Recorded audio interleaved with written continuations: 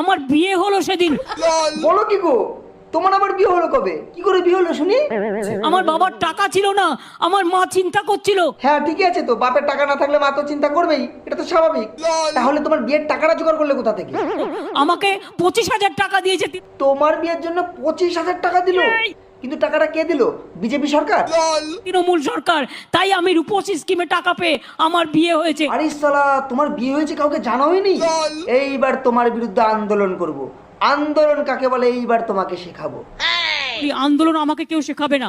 আন্দোলন তোমাকে শেখাবো না। তুমি কোন লগ্নে জন্মগ্রহণ করেছো? আমি আন্দোলন লগ্নে জন্মগ্রহণ করেছি।